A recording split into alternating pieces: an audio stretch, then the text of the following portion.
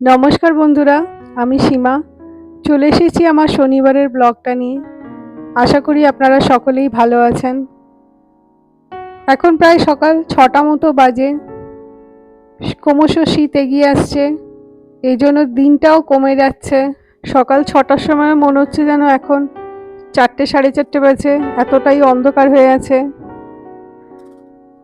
আমার ইউটিলিটি প্লেসের লাইটগুলো জ্বলছে, বাইরেটা পুরোই অন্ধকার, হালকা একটা আলোর ভাব রয়েছে। তার সাথে ঠান্ডার মরশুম আসছে বলে ক্রমশ কুয়াশা পড়তে শুরু হয়েছে। নিচে এখনো স্ট্রিট লাইটগুলো জ্বলছে, এতটাই অন্ধকার, এগুলো এখনো নেভানো হয়নি।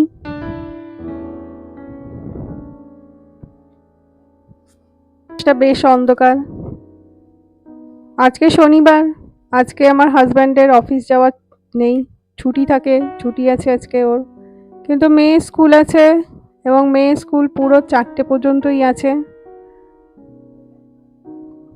ইউটিলিটি প্লেসের পরে আমি ঘরের সামনের দিকটা দেখাচ্ছি। আমার করিডোরটাতে এখনো লাইট নেভানো হয়নি, পুরো রাতের অন্ধকার মনে হচ্ছে।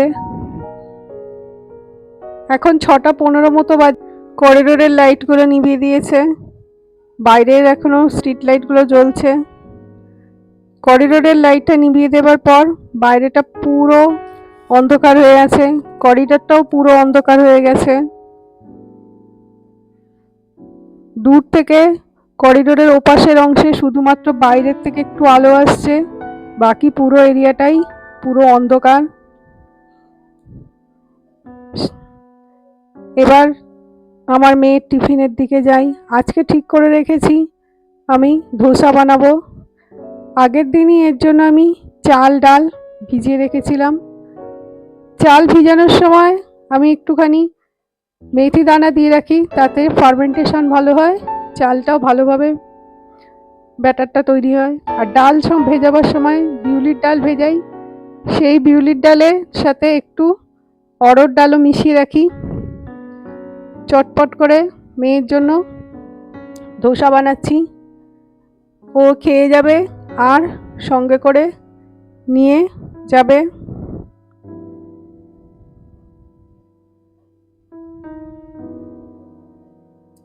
যতক্ষণে ধোসা বানাচ্ছি ততক্ষণ অন্য সাইডে মেয়ের জন্য দুধ গরম করে রাখলাম, আর তার সাথে আমার আর আমার হাজব্যান্ডের জন্য চা বানিয়ে রাখলাম।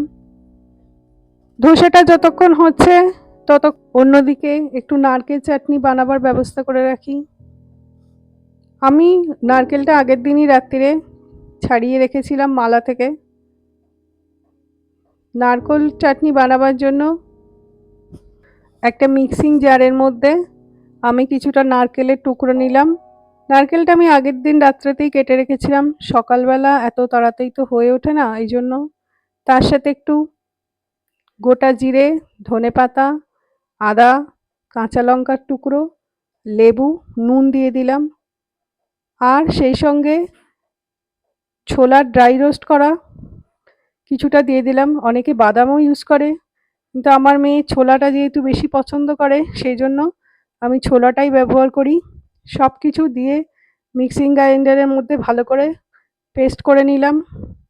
অন্যদিকে কড়ার মধ্যে একটু তেল দিয়ে কারি পাতা, বিউলির ডাল আর লঙ্কা ফোড়ন আর সর্ষে ফোড়ন দিয়ে নিলাম।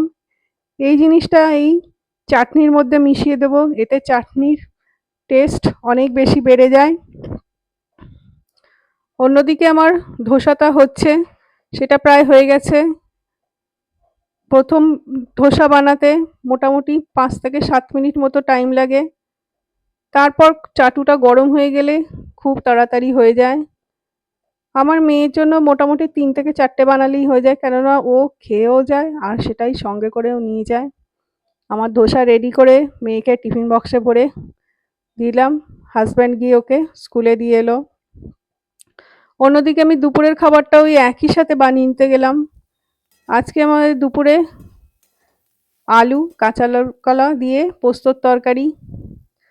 আলু কাঁচকলাটা পেঁয়াজ সহযোগে ভালো করে ভেজে নিলাম, তারপর পোস্ত ঢেলে দিয়ে নুন হলুদ দিয়ে একটু নাড়াচাড়া করে সেটাকে কুকারের মধ্যে বসিয়ে দিলাম। আর তার সাথে জল ঢেলে দিলাম।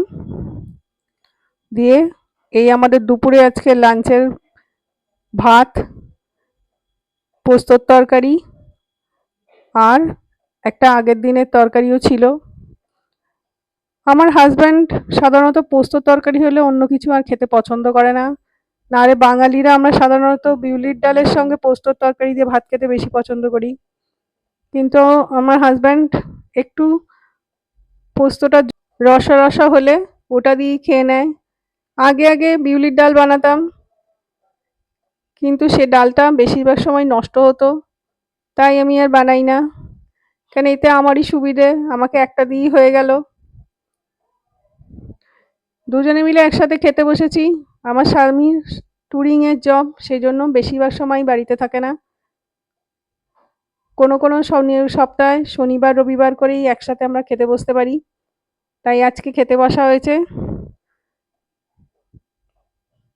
গল্প করতে করতে খাওয়া হচ্ছে, আর তার সাথে আমাদের পাশে কিশোর কুমারের গান চলছে।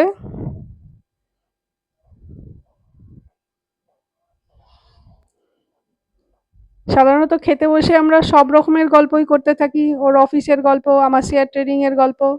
আজকে অবশ্য শনিবার, সেই জন্য শেয়ার ট্রেডিং করতে হয়নি, তাই আজকে আমার কাজও একটু কম ছিল। যদিও সমস্ত কিছু আমি ভিডিওতে দেখাতে পারি না, অনেক কাজই থাকে সংসারের, তবুও চেষ্টা করি কিছু কিছু পোর্শন দেখানোর।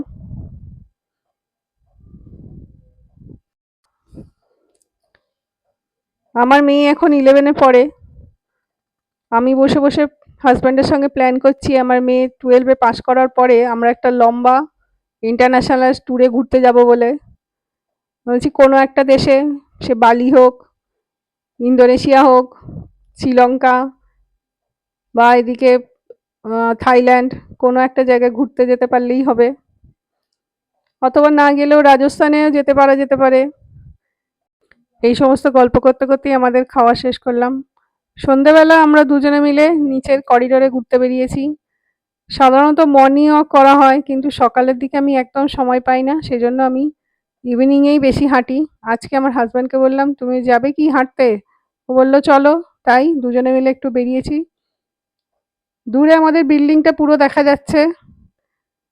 এই হাঁটতে হাঁটতেই আমাদের ভিডিওটা আজকে আমি শেষ করলাম। সবাই ভালো থাকবেন, সুস্থ থাকবেন।